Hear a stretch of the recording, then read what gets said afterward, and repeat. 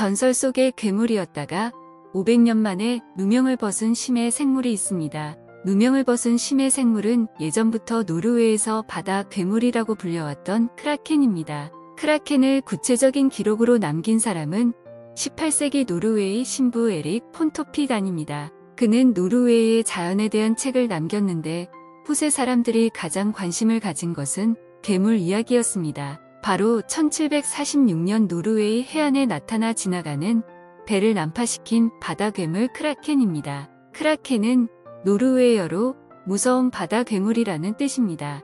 해저 이말리에서는 거대한 오징어가 등장해 주인공인 네모 선장의 잠수함 노틸러스호를 공격합니다. 백경에서는 향유 고래와 대왕 오징어가 싸우는 모습이 묘사되어 있습니다. 하지만 지난 500년간 대왕 오징어의 이야기를 읽고 들으면서 그 존재를 믿는 사람은 없었습니다. 단지 항구의 술집에서 뱃사람들이 나누는 허황된 무용담 속에 나오는 물고기 정도로만 생각한 대왕 오징어의 실체가 어떻게 노르웨이의 바다 괴물로 전해 내려오던 크라켄인지 그 궁금증을 알아보도록 하겠습니다.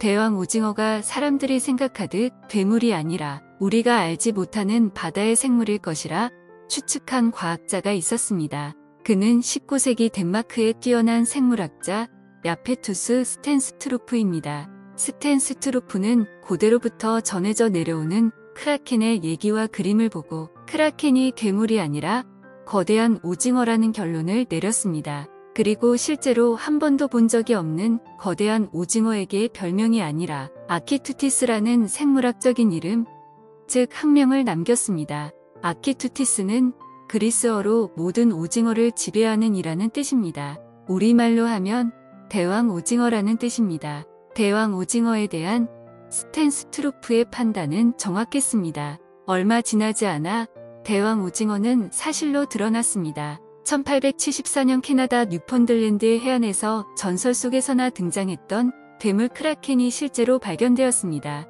몸 길이가 무려 18m, 몸무게가 1톤이 넘는 거대한 오징어였습니다.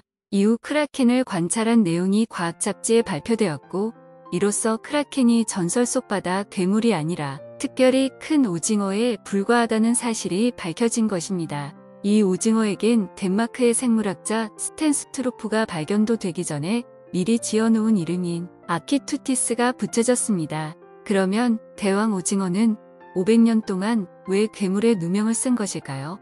그것은 향유 고래의 몸통에서 발견되는 대왕 오징어 빨판에 물린 자국으로 추측할 수 있습니다. 향유고래는 먹잇감인 오징어를 쫓기 위해 수심 600m에서 1000m까지 잠수합니다.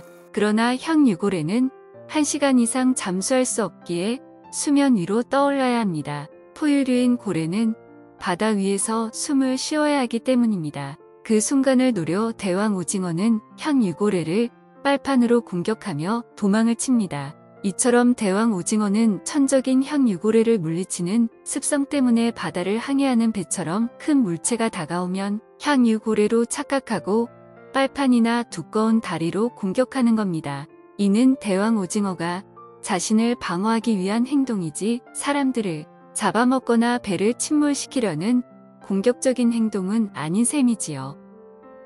우리나라도 대왕 오징어가 나타난 적이 있습니다. 미국의 스미소니언 자연사박물관에는 미국의 동부 해안에 떠내려온 대왕 오징어를 전시하고 있습니다. 박물관에 전시된 대왕 오징어는 길이 2.7m로 온전한 상태가 아닙니다. 발견 당시 다리와 촉수가 잘려져 나간 상태였는데 온전했다면 약 9m는 됐을 것으로 추정됩니다. 박물관은 대왕 오징어를 촬영하는 대가로 시간당 $1000 정도의 촬영비를 받습니다. 비용이 지나치다는 생각이 드는데 우리에겐 그럴 만한 안타까운 사연이 있습니다.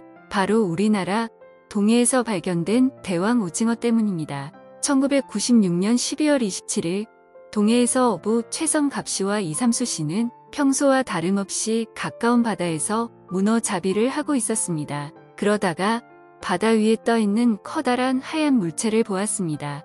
자세히 보니 거대한 오징어였는데 아직 살아있긴 했지만 전혀 힘을 쓰지 못하는 상태였습니다. 오징어의 크기는 몸통과 다리를 합쳐 약 8m이며 몸무게는 50kg이었습니다. 그러나 마을 사람들은 거대한 오징어가 기형으로 태어난 괴물로 생각하고 토막을 내어 동해에 뿌려버렸습니다. 당시 뉴스 자료를 보며 혹시 이 괴물 오징어가 대왕 오징어가 아닐까 하는 생각에 대왕 오징어 전문가인 하와이 대학교의 리처드 영 생물학 교수에게 영상을 보내 분석을 의뢰하였습니다. 한국 포항에서 발견된 거대한 오징어의 영상을 분석한 리처드 영 박사의 얼굴에 미소가 번졌습니다. 정말 아름다운 대왕 오징어네요. 굉장히 아가미가 크군요. 이 오징어는 아키투티스라 불리는 대왕 오징어입니다. 세계적으로 단 한 가지뿐인 희귀종이죠. 이때까지 파도에 쓸려와 발견된 대왕 오징어 중에서 살아있는 상태로 발견된 적은 한 번도 없었습니다. 그러나 한국의 대왕 오징어는 토막 내 바다에 버려졌기 때문에 남겨진 영상으로는 그 가치를 인정받을 수 없습니다. 세기의 발견이었던 1938년의 실러캔스 같은 크리스마스 선물이 우리의 동해바다에서 일어날 뻔한 안타까운 사건이었습니다. 그동안 살아있는 대왕 오징어류는 2006년에는 일본 촬영팀이 대왕 오징어가 헤엄치는 모습을 찍는데 성공하였습니다. 또한 오스트레일리아 태즈메니아 해안에서 짝짓기 하던 대왕 오징어의 주검이 발견되었습니다. 한 과학자는 대왕 오징어의 유생을 키우겠다는 계획을 세웠고 실제로 성공 직전까지 갔으나 유생들이 번번이 죽으면서 안타깝게도 실패로 돌아갔습니다. 그리고 2013년 전 세계 합동팀이 살아있는 대왕 오징어 촬영에 성공했습니다. Oh, that's great. Well done.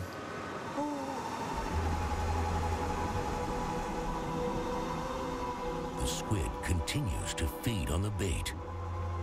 Hunger overrides its natural instinct to flee.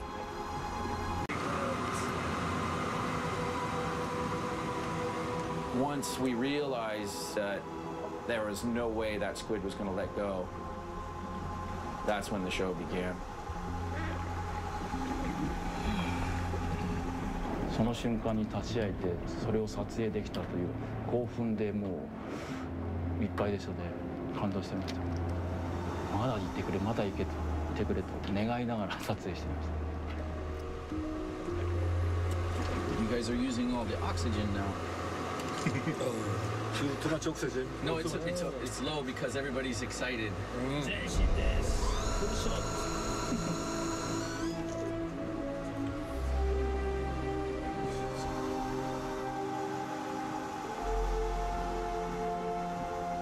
Seven minutes go by, yet the giant remains. Surface, Triton. Giant squid. We had the giant squid. And we have a lot of footage. It's all going very, very well. Roger, Jim, you're confirming you have a giant squid? Negative. We have complete confirmation. I think there's more going on than what he's actually saying. This is huge. That's incredible. We've done it.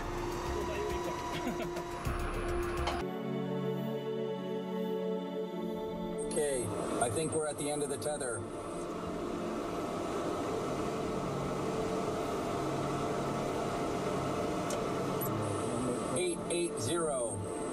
He's leaving. It's leaving. He's leaving. Oh, it's leaving. Oh. Go away. After 23 minutes, the close encounter is over.